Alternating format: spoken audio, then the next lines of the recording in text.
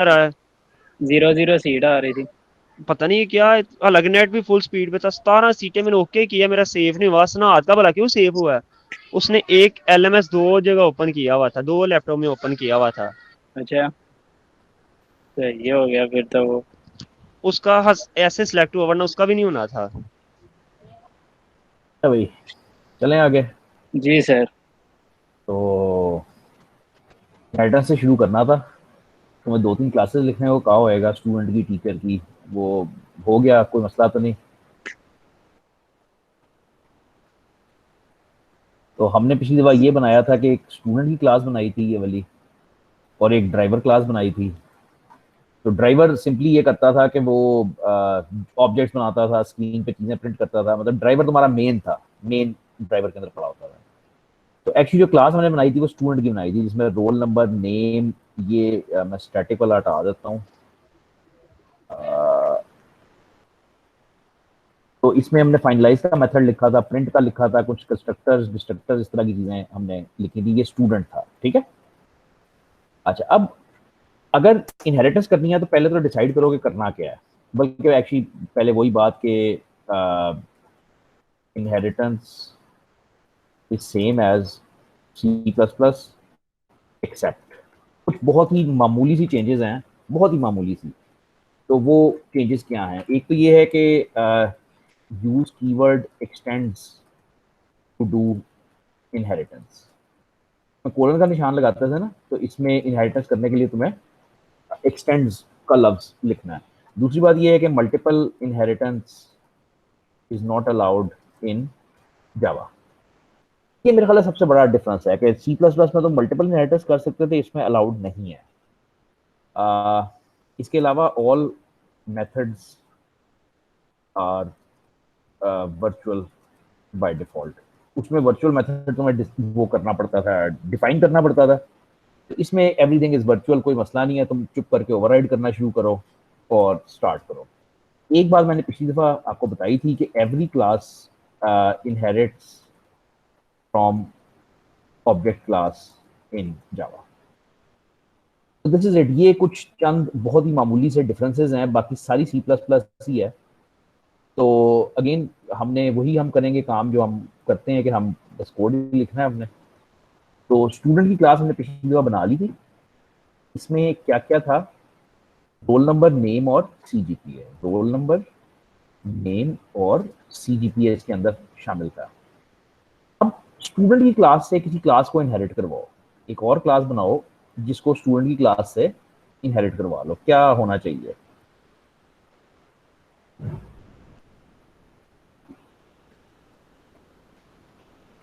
आ, वो कर लो कि बैचलर्स का है या मास्टर्स का है, ठीक है। तो एक बीएस का बना लो और एक बस मैं एक ही बनाऊंगा वाल दिखाने के लिए। तो रोल नंबर, नेम और सीजीपीए हमने स्टूडेंट लेवल पे रखा हुआ है। इससे हम एक क्लास इनहेरिट करवाएंगे बीएस की। तो वो मतलब कॉन्सेप्ट ये है कि बीएस के स्टूडेंट्स इससे इनहेरिट करेंगे और इसी तरह यहाँ पे एमएस के स्टूडेंट्स भी इससे इनहेरिट कर लेंगे। लेकिन ये मैं बनाऊंगा, एमएस में बनाऊंगा। तो तुम्हें पता है कि इनहेरिटेंस जो है, जिस तरह सी प्लस प्लस में होता था कि वो it inheritance is is a relationship होता था, ठीक है। तो BS is a student, BS का जो बंदा है वो भी एक स्टूडेंट ही है, ठीक है। तो इज अ रिलेशनशिप चलता था। अब स्टूडेंट के अंदर तो मेरे पास ये तीन एट्रीब्यूट्स आ गए, रोल नंबर, नेम, सीजीपी। अब बीएस के अंदर कुछ और दो एट्रीब्यूट्स कम से कम रख लो, उसकी डिग्री रख लो और पता नहीं और क्या रखना चाहिए, प्रोजेक्ट रख लो, ठीक है। दो एट्रीब्यूट है, बाकी सारे वो इनहेरिट करेगा ना स्टूडेंट में से। तो स्टूडेंट क्लास में से उसको मिल जाएगा कि रोल नंबर क्या है, नेम क्या है, सीजीपीए क्या है। और ये बीएस की क्लास जो है ये अपने पास ये वाला डेटा स्टोर करेगी कि मेरा डिग्री कौन सी है और प्रोजेक्ट कौन सा है, ठीक है। तो ये क्लास अब हम लिखने लगे हैं। स्टूडेंट क्लास तो हम पिछली दफा लिख चुके हैं। तो एक दफा फिर ये आपकी स्टूडेंट क्लास थी जो पिछली दफा हमने लिखी थी। तो अब हम लिखने लगे हैं पब्लिक क्लास BS नाम रखा है हमने, ठीक है। और तुम्हें पता है कि उस फाइल का नाम एग्जैक्टली वही होना चाहिए जो क्लास का नाम होना चाहिए, तो bs.java। अच्छा जी, इसके अंदर हमने क्या डिसाइड किया कि हम क्या रखेंगे, हम दो एट्रीब्यूट रखेंगे, डिग्री और प्रोजेक्ट। प्राइवेट स्ट्रिंग डिग्री और प्राइवेट स्ट्रिंग प्रोजेक्ट। याद रहे बाकी सारा कुछ वहां से इनहेरिट कर रहा है, ठीक है। अच्छा, अब मैं इसको जरा कॉपी कर लूं तो अच्छा रहेगा। ये एक सेटर हो गया, ये 2 दफा आएगा, और इसी तरह से एक गेटर उठा लें, ये वाला, ये भी 2 दफा आ जाएगा, ठीक है जी। अच्छा, हो क्या जाएगा, ये सेट डिग्री है, ये सेट प्रोजेक्ट है, ये गेट डिग्री है, ये गेट प्रोजेक्ट।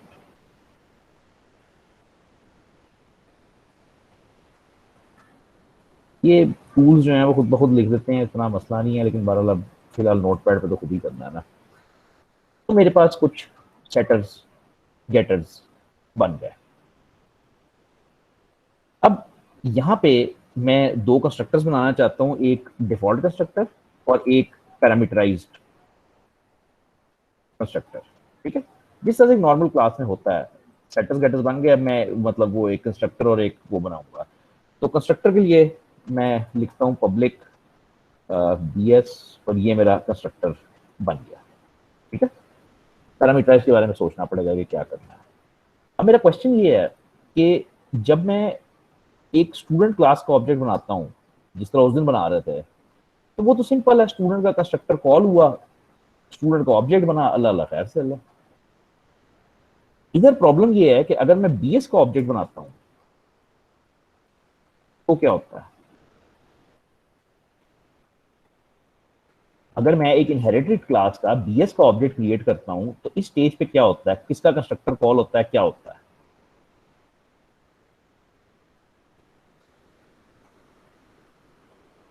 यार वही C++ है। You create a child class object, क्या होता है, parent constructor is called implicitly.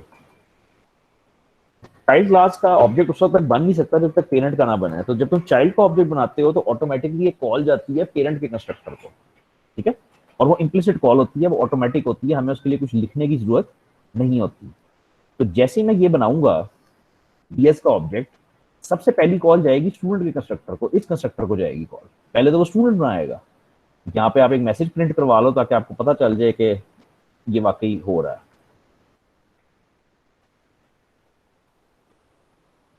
ये कौन सा है जी, ये स्टूडेंट,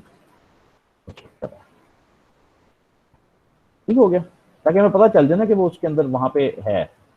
और इसी तरह से मैं ये पैरामीटराइज में भी लिखूंगा, लेकिन ये मैसेज लिख देता हूँ कि ये पैरामीटराइज के अंदर मौजूद है, ठीक है।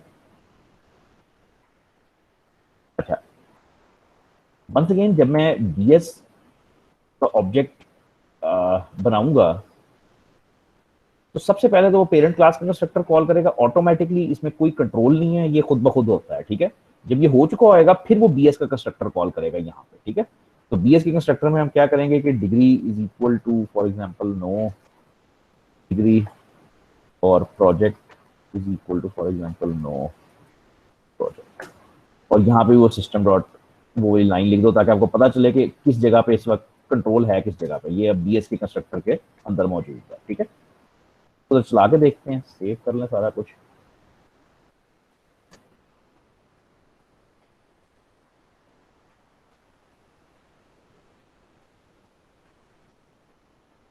तो सबसे पहले पेरेंट क्लास कंपाइल करो स्टूडेंट की, उसके बाद चाइल्ड क्लास कंपाइल करो जो BS है, और उसके बाद एंड पे ड्राइवर, ठीक है। तीनों कंपाइल हो गई, वेरी गुड। अब ड्राइवर को रन कर दो। रन किसने होना है, मेन ने, तो वो ड्राइवर ने रन होना है। तो तुम्हें नजर ये आएगा कि इसमें BS हो जाते हैं ना, तुम्हें नजर ये आएगा कि वो स्टूडेंट के कंस्ट्रक्टर में गया और फिर BS के कंस्ट्रक्टर में गया। ये थोड़ा सा गलत नहीं है।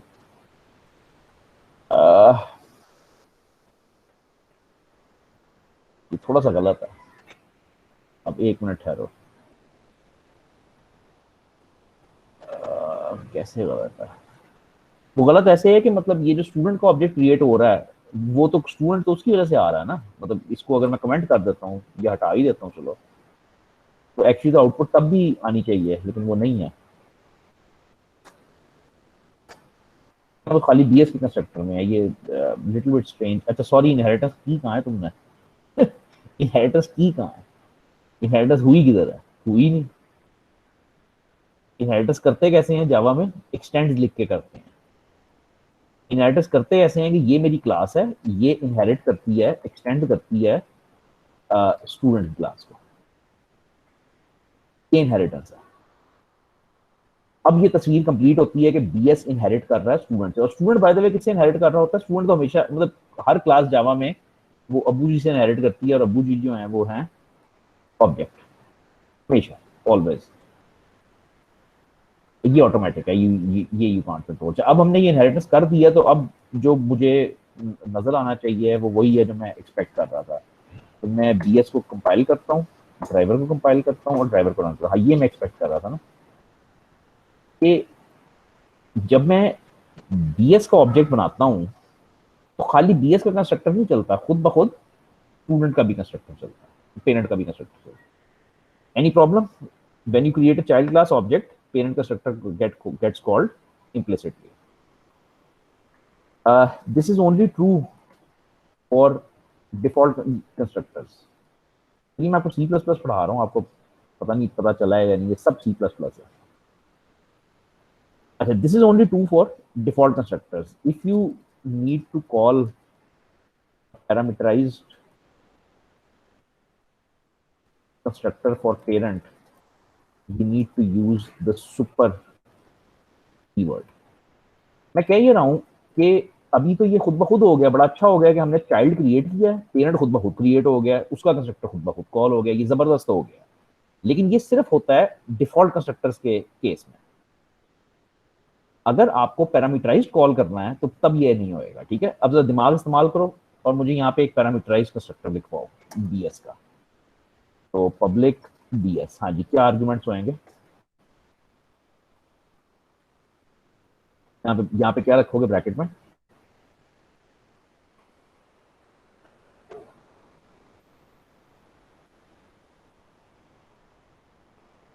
भाई अगर लकीर के फकीर भी हो जाए तो कम से कम वो डेटा तो रखते ही हो ना जो जो वो। अच्छा, इसमें वो लिखने की जरूरत नहीं है ना, बस ए और बी लिख दें, पैरामीटर्स नहीं। भाई 2 डेटा आइटम्स तो रखोगे ना, ये 2 चीजें इनिशियलाइज करवाने के लिए, ये तो हर कोई रखेगा ही रखेगा। लेकिन जब इनहेरिटेंस होती है तो तुम खाली ये 2 चीजें तो नहीं रखते, तुम मतलब पेरेंट क्लास के भी तो ऑब्जेक्ट तुमने इनिशियलाइज करवाना है ना, तो ये तीनों भी तुम्हें रखने पड़ते हैं। तुम्हें पहले सबसे इंट ए रखना पड़ेगा जो रोल नंबर होएगा, उसके बाद स्ट्रिंग बी रखना पड़ेगा जो नेम होएगा, और आखिरी चीज क्या है? फ्लोट ही है, मेरा ख्याल था कि फ्लोट ही है। तो आखिरी चीज फ्लोट रखनी पड़ेगी जो सी होगा। उसके बाद हमारे इस क्लास के मेंबर्स आ जाएंगे, वो डी और ई आ जाएंगे। अपने आप से बातें कर रहा हूँ, मसला नहीं है, वैसे चलेगा। तो वंस अगेन जब तुम चाइल्ड क्लास का पैरामीटराइज्ड कंस्ट्रक्टर बना रहे होते हो तो जाहिर बात है तुम्हें जरूरत पड़ती है कि पेरेंट तो बने। मतलब अगर एक बंदा बीएस का ऑब्जेक्ट बना देता है, उसमें कहता है कि मैं बीएस मैथ कम्युनिकेशन कर रहा हूँ और फाइनल प्रोजेक्ट टीवी के ऊपर कर रहा हूँ, तो वो हो गया, ठीक है, वो डेटा आ गया, लेकिन उसका पेरेंट कौन? मतलब वो है किसका? वो स्टूडेंट कौन है? तो चाइल्ड क्लास का ऑब्जेक्ट काफी स्टूपिड होता है without parent class. Parent class का होएगा तो चाइल्ड का होएगा, ठीक है ना। तो नॉर्मली आप जब चाइल्ड को इनिशियलाइज करते हो, चॉइस आपकी है, लेकिन नॉर्मली जब आप चाइल्ड बनाते हो तो आप इस तरह से बनाते हो कि रोल नंबर 420, नाम खान साहब, जीपीए 3.4, डिग्री बीएस मैथकॉम, और प्रोजेक्ट लूज स्टॉक। जब मैं एक चाइल्ड क्लास का ऑब्जेक्ट क्रिएट करता हूं तो नॉर्मली मैं करना इस तरह से चाहूंगा कि मैं उसका पूरा वजूद दूंगा कि ये उसका स्टूडेंट का डेटा हो गया, उसका पेरेंट क्लास का डेटा हो गया, और ये उसकी चाइल्ड क्लास का डेटा हो गया। ये प्रोग्रामर की सिरदर्द है आगे कि वो इसको बाइफरकेट करे, तोड़े इसको, कि मतलब यार अच्छा ये स्टूडेंट का था, ये इसका, तो ये प्रोग्रामर की सिरदर्द है। अब वो सिरदर्द मैं ले रहा हूँ यहाँ पे कि मैंने 5 पैरामीटर्स लिखे। अब पहले आखिरी 2 तो बड़े आसान है ना, कि मैंने क्या है डिग्री, मैंने डिग्री में डाल देना है डी और प्रोजेक्ट में डाल देना है ई, खत्म, फुल स्टॉप, नो प्रॉब्लम। ये तो आसान है। इनका क्या करना है, ये स्टूडेंट क्लास के कंस्ट्रक्टर को भेजने हैं। तो जब आपको if you need to call a parameterize constructor for a parent, यानी तुम चाइल्ड में बैठे हो और तुम्हें जरूरत है पेरेंट का कंस्ट्रक्टर कॉल करने की, तो तुम्हें सुपर का कीवर्ड इस्तेमाल करना होता है। वो इस तरह से करते हो कि सुपर और ए बी सी। और हाँ, इसमें एक और भी बात छोटी सी आनी चाहिए कि super has to be the first line in constructor if you want to use it, otherwise compiler ignore कर देता है। अगर तुमने सुपर यूज करना ही करना है तो वो पहली लाइन होनी चाहिए लाजमी। अच्छा, अब ये होएगा वंस अगेन कि जब मैं ये बना रहा हूँ, ये बंदा बना रहा हूँ, तो सबसे पहले तो ये पेरेंट में कंस्ट्रक्टर में कॉल जाएगी। पेरेंट यहाँ पे ये स्टूडेंट बना देगा, तो ये लिखा हुआ नजर आएगा कि पैरामीटराइज कंस्ट्रक्टर कॉल हुआ है, और उसके बाद वो ये डेटा इधर देता है। चला के फिलहाल कुछ नहीं देख सकते क्योंकि वो मतलब जब तक आउटपुट नहीं लोगे तब तक वो खास मजा नहीं है। क्या हो गया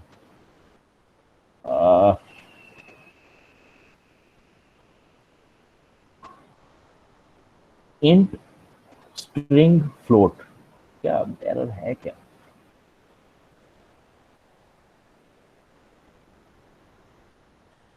न्यू के ऊपर आ रहा है इंट स्ट्रिंग। अच्छा, ये डबल लगा हुआ है, शायद ये मसला है, ये फ्लोट कर दो।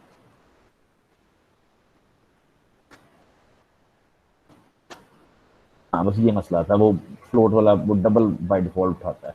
तो अब इसमें इसका मजा नहीं है क्योंकि नजर कुछ नहीं आएगा। तो अब एक्चुअली जब तुम इन ऑब्जेक्ट्स को प्रिंट करवाओगे मजा तब है। तो हम प्रिंट कैसे करवाते हैं, हम कहते हैं b1 dot print, very good, b2 dot print.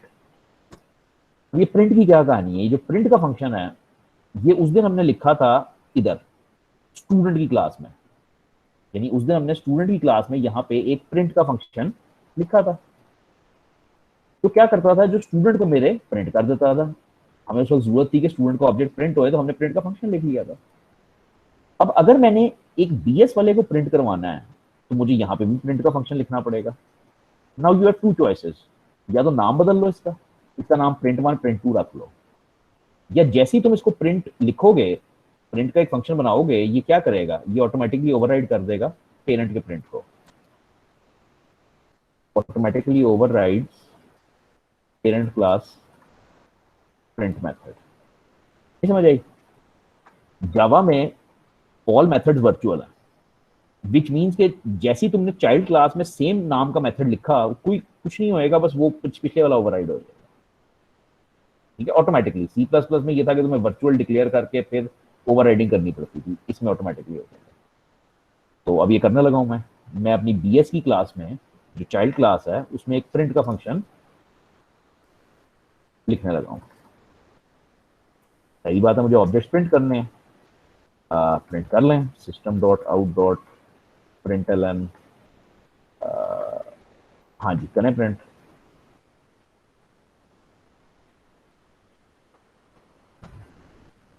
तो स्लैश एन की तो जरूरत ही नहीं होती ना, इसमें ये प्रिंट एलन है। प्रिंट एलन का मतलब ये होता है, 2 फंक्शन है, एक प्रिंट है और एक प्रिंट एलन है।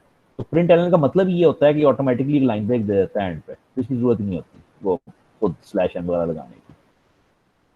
अच्छा जी, अब ऑब्जेक्ट का डेटा प्रिंट करवा लें, बड़ा आसान है। आप कहोगे कि जी अल्लाह भला करे degree is equal to slash T degree और project is equal to slash T project. Good, done. ये तो फजूल आउटपुट है बिल्कुल। वजह ये है इसकी कि भाई ये तो पूरा मतलब ये प्रिंट तो कर देगा, लेकिन ये देखो ना ये क्या प्रिंट करेगा,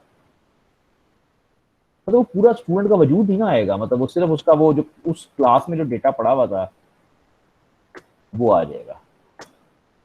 तो प्रिंट तो हो जाएगा, मतलब पहले वाला जो था आपका वो नो वाला, ये जो पहला B1 का आपने प्रिंट करवाया, उसमें नो प्रोजेक्ट नो डिग्री था क्योंकि वो डिफॉल्ट कंस्ट्रक्टर कॉल हो रहा था, और दूसरे में आपका BS मैस्कॉम और लूज स्टॉक आपने रखा था, तो वो आ गया। लेकिन पूरा ऑब्जेक्ट प्रिंट करो ना यार, मजा तो ये है।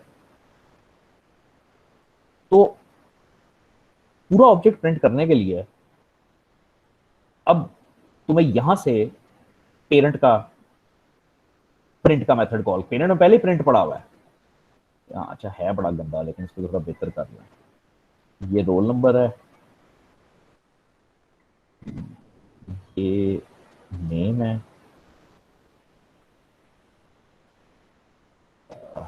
ये CGPA है, ठीक है। तो उसके अंदर ऑलरेडी एक प्रिंट का मेथड पड़ा हुआ है। All you need to do is कि यहां से उसको कॉल कर दो, बस यहां से उसके पेरेंट के प्रिंट को कॉल कर दो। पेरेंट के प्रिंट को कैसे कॉल करते हो? पेरेंट की कुछ भी चीज करनी हो तो सुपर का कीवर्ड लगता है, ठीक है। तो सुपर डॉट प्रिंट क्या करेगा, वो पेरेंट का वो कॉल कर देगा। अब क्योंकि मैंने तीनों क्लासेस छेड़ी हैं, मुझे तीनों को कंपाइल करना पड़ेगा और रन करना पड़ेगा। तो सबसे पहले मैं स्टूडेंट को कंपाइल करूंगा, ये स्टूडेंट आ गया। उसके बाद DS, लास्ट पे जावा। दिस इज प्रॉपर ना, अब मतलब ये प्रॉपर एक पूरा स्टूडेंट का वजूद प्रिंट हुआ है कि उसका रोल नंबर 0 है, नेम ये है, CGPA ये। याद रहे ये सारा डेटा पेरेंट के प्रिंट के फंक्शन में से आया है, और ये डेटा हमने चाइल्ड की क्लास में से लिया है, और फिर इसी तरह से जो दूसरा था वो इस तरीके से प्रिंट करते हैं। अब मैं इस तरह से कह सकता हूँ कि ये कोई इतना क्रूशल नहीं है कि मतलब इसका एक एक लफ्ज समझ आए, लेकिन बात ये है कि ये C++ है। तो अगर आपने C++ में इस पर टाइम लगाया हुआ है तो अभी तक कुछ खास मतलब डिफरेंस नहीं आया, सिर्फ सिंटेक्स और थोड़ा सा वो चेंज हुआ है। दूसरी बात ये कि इस किताब में तुम तंग नहीं हो गए। अगर तुम्हें इनहेरिटेंस पे हाथ ना साफ हो, कॉन्सेप्ट ना साफ हो, तो इस किताब में कोई इतना खास मसला तुम्हें नहीं होएगा, तुम आगे पढ़ते रहोगे, समझ आ जाएगा। लेकिन काम नहीं कर सकते, मतलब प्रॉपर कोड लिख नहीं सकते, लोगों का कोड लिखा हुआ पढ़ नहीं सकते। मतलब इनहेरिटेंस तो एक बड़ा ही बेसिक मैकेनिज्म है ना, कि मतलब क्लासेस किस तरह से बनती हैं, किस तरह से चलती हैं। बुक वाला एग्जांपल नहीं मैंने किया, उसमें एम्प्लॉय की क्लास है और टीचर की क्लास है। कॉन्सेप्ट ये है कि teacher is a employee, is a का रिलेशनशिप होता है। कॉन्सेप्ट सारे वही हैं। उसने सुपर का इस्तेमाल करके तुम्हें दिखाया होगा, फिर सुपर में प्रिंट के फंक्शन का इस्तेमाल करके दिखाया होगा। टू स्ट्रिंग में आपको करके दिखा देता हूँ। टू स्ट्रिंग मैंने आपको में लिखने दो। टू स्ट्रिंग नहीं ना बताया मैंने आपको अभी तक, फाइनलाइज बताया। हाँ, फाइनलाइज पिछली बार हमने किया।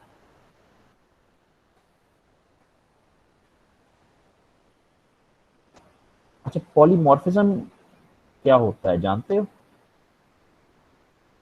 पॉलीमॉर्फिज्म क्या होता है? अगर कभी कोई सड़क पर जाते हुए पूछ ले, या कोई घर मेहमान आए और कहें कि बच्चा BScs कर रहा है, तो उससे पूछने के पॉलीमॉर्फिज्म क्या होता है, तो जवाब क्या दोगे अंकल आंटी को? सर याद नहीं है अभी।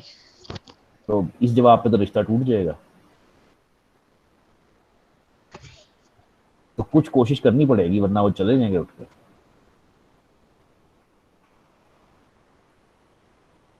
क्लासिक क्लासिक इंटरव्यू के सवाल हैं, क्लासिक, ठीक है। सिर्फ ये नहीं कि पॉलीमॉर्फिज्म क्या है, अजीब अजीब एग्जांपल्स देके तुमसे इंटरव्यू में पूछा जाएगा कि यार ये लग रहा है पॉलीमॉर्फिज्म, या ये लग रहा है। सर किसी ये को नहीं पढ़ा याद। जरूर हुआ है हमने, लेकिन याद नहीं हो गया ना अभी, इसलिए। रोजों में भूल गया। चलो मैं छोड़ता हूँ, मैं नहीं करवाता, तुम खुद इसको देखना जाके। एक्चुअली ये एक 4 लाइनें लिखी हुई है पॉलीमॉर्फिज्म पे इस किताब में ना, ये सिर्फ 4 लाइन का एग्जाम्पल लिखा हुआ है। एक्चुअली वो C++ वाला ही है। कॉन्सेप्ट आपको C++ वाला याद करना है कि क्या है, पढ़ लेना, नॉट दैट स्पेशल। अच्छा, ये बात हमने की कि हर चीज की पेरेंट क्लास जावा में ऑब्जेक्ट क्लास होती है। अच्छा ये है, सॉरी, ये पॉलीमॉर्फिज्म का एग्जांपल है, लेकिन वो है उतना ही, बस वो एक मेन का फंक्शन ही लिखा हुआ है और कुछ नहीं है। अच्छा जी, क्या रह गया हमारा? हाँ, ये रह गई बात। अब ये ऑब्जेक्ट की क्लास की क्या साइंस है जावा में, ये क्यों है, और ये क्या है कि हर क्लास इससे ही इनहेरिट की होती है और ये सारा कुछ। तो ये बेसिकली एक टेम्पलेट प्रोवाइड करती है। ऑब्जेक्ट क्लास के अंदर बहुत सारे मेथड्स पड़े होते हैं जो एज अ टेम्पलेट पड़े होते हैं। Object class contains empty methods. Why empty methods? कि उस दिन आपको बताया था कि फाइनलाइज एक चीज होती है, एक मेथड था, पता नहीं मैंने डिस्कस किया था या नहीं, मुझे याद नहीं है, लेकिन उस दिन हमने एटलीस्ट ये तो डिस्कस किया था कि फाइनलाइज करता क्या है, और फिर हमने ये फाइनलाइज को यहाँ पे लिख के काम करना शुरू कर दिया था। अब फाइनलाइज को मेरा मेथड नहीं था यार, ये जावा का मेथड था जिसको मैंने यहाँ पे ओवरराइड किया है। तो ये मैकेनिज्म ये है कि जावा के अंदर बहुत सारे मेथड्स पड़े हुए हैं जो खाली हैं, एम्प्टी बॉडी, कोई उसके अंदर कुछ लिखा नहीं हुआ। ये सिर्फ these are provided to give the programmer अ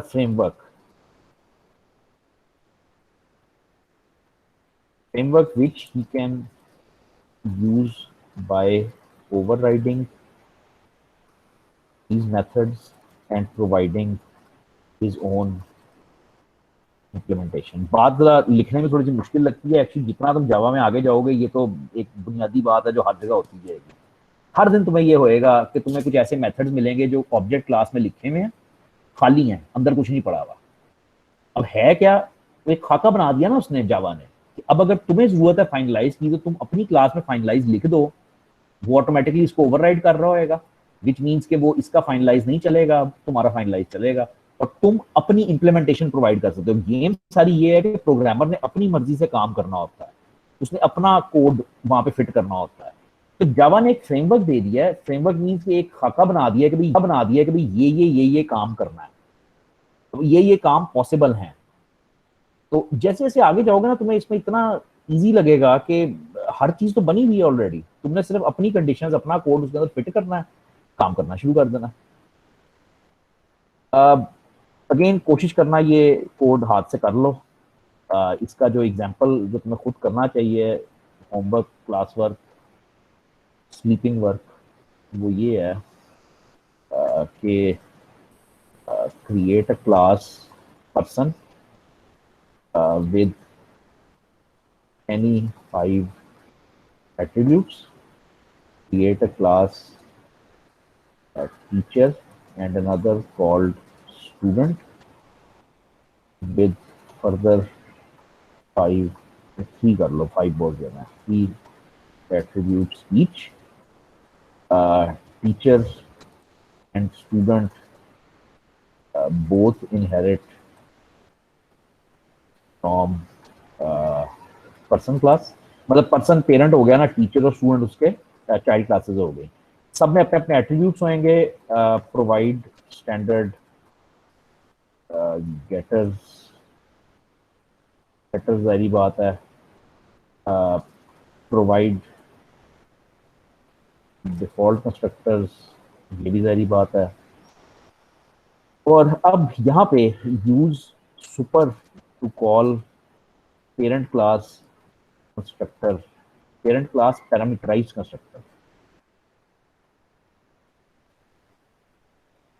ठीक है। और आखिरी बात ये है कि use super call parent methods from child. लिखना शुरू करो, जहाँ जाके फंस जाओ मुझसे पूछ लेना, लेकिन बेसिकली ये है जो तकरीबन बुक में भी है, जो तकरीबन वही है जो मैंने भी किया है। तो फाइलें मैं नहीं दूंगा।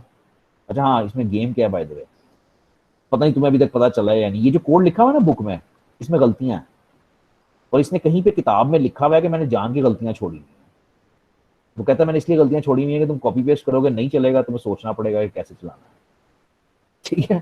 तो ये जान के है, मतलब इसमें वो वरी ना करना कि ये वो क्या है, और मैं भी कोड नहीं दूंगा बिल्कुल आज, ठीक है।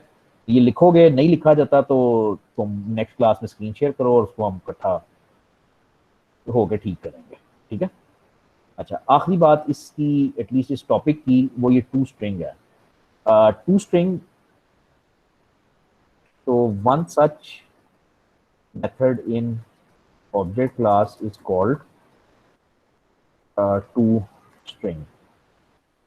This can be used to convert any object into a string.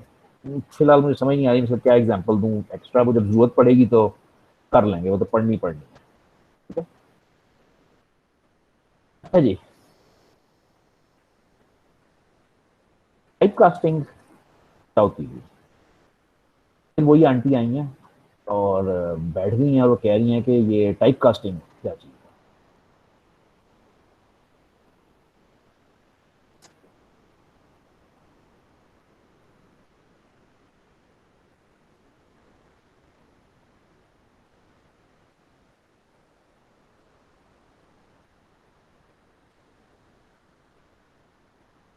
Very good. जावा कैसे करोगे फिर, मतलब तो this was converting one data type into another. एक डेटा टाइप को दूसरी में कन्वर्ट करने को टाइप कास्टिंग कहते हैं। ठीक है, टाइप कास्टिंग दो किस्म की हो सकती है। You can have upcasting. Upcasting can refer to a smaller data type being put into a larger data type। ये स्मॉलर लार्जर के जो लफ्ज है ना, ये बड़े कंफ्यूजिंग होते हैं। तो स्मॉलर लार्जर को तुम साइज के हिसाब से समझ सकते हो। Smaller larger can be size of data type in bytes. यानी इंटीजर जो है वो 4 बाइट का है, फ्लोट जो है वो फ्लोट भी 4 बाइट का, डबल जो है वो 8 बाइट का है। तो स्मॉलर लार्जर तुम इस तरह से सोच सकते हो। या you can think of it in the context of inheritance।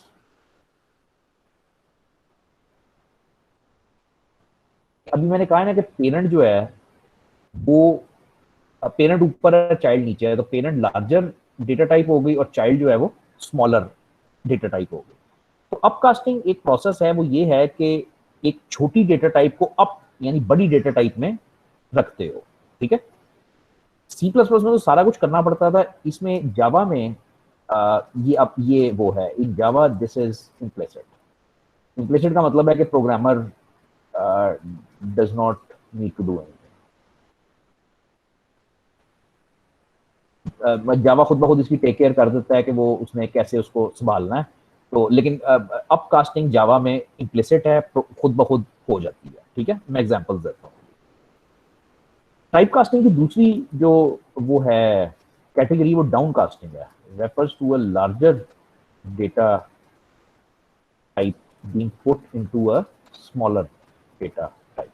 Again larger smaller के वही मतलब हैं जो पहले थे। ठीक है, तो ये एक्सप्लिसिट नहीं है, ये आपको करनी पड़ती है। In Java this is explicit. Programmer needs to do this। Let's take a simple example। मेरे पास एक int I is equal to 10 है और एक डबल डबल डी कर लो ना, double D is equal to 100 है, पता नहीं जो भी 100.0 है। अब जब मैं I के अंदर D डालूंगा तो क्या वो अपकास्टिंग है, और क्या मैं D के अंदर I डालूंगा तो क्या वो अपकास्टिंग है? इनमें से कौन सी लाइन चल जाएगी, कौन सी लाइन पे एरर आएगा?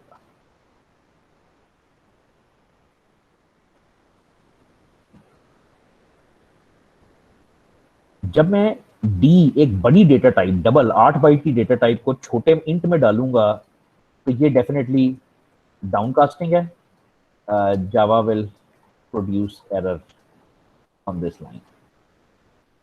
इंट जो 4 बाइट का है और डबल जो 8 बाइट का है, तो छोटे से बड़े में डाल रहे हो तो ये अपकास्टिंग है, खुद ब खुद हो जाएगी। अब उस डाउनकास्टिंग को संभालना कैसे है? उसी तरह जिस तरह उसमें संभालते थे C++ में। तो in order to downcast, use the casting operator bracket।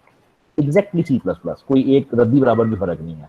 तो C++ में इस बात का मतलब ये होता था कि डबल को उठा के कन्वर्ट करो इंट में और कन्वर्ट करके वो रख दो। डाउनकास्टिंग इस तरीके से प्रोग्रामर को करनी पड़ती है। ठीक है, यानी use the casting operator bracket do this. ठीक है, एक तो ये एग्जांपल हुआ, ये इतना ज्यादा इस्तेमाल नहीं होता। जो इस्तेमाल होता है ना बहुत ज्यादा, वो क्लासेस में है। ठीक है, मैंने अभी एक बनाया था स्टूडेंट और BS। तो अब अगर मेरे पास एक स्टूडेंट का ऑब्जेक्ट हो S1 और एक BS का ऑब्जेक्ट हो B1, जो हमारे पास A भी एक्चुअली। अब अगर मैं S1 को B1 में डालूं और B1 को S1 में डालूं तो इसमें से एक डाउन है, एक अप है।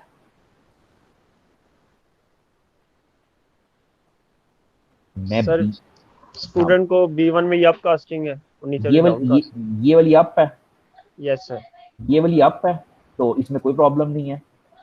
ये वाली डाउन है, yes sir. Java will produce error. तो ठीक कर लो इसको। ठीक कैसे करोगे कि B1 is equal to S1 तो होएगा, लेकिन इसको अब तुम टाइप कास्ट करोगे, उसकी डेटा टाइप बताओगे। कि उस क्लास का नाम, अब तुम ये कह रहे हो कि स्टूडेंट को टाइपकास्ट करो बीएस के ऑब्जेक्ट में और B1 में डाल दो, ठीक है। तो ये हम एक्सप्लिसिट कास्ट लगा रहे हैं।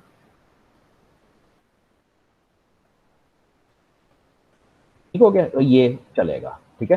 ये प्लीज पढ़ लेना, इसका आज कोई इस्तेमाल नहीं है, इसका अल्लाह भला करे। ये पॉलीमॉर्फिज्म तो फंस गए हैं, ये इसका आज कोई इस्तेमाल नहीं है टाइप कास्टिंग का, ठीक है।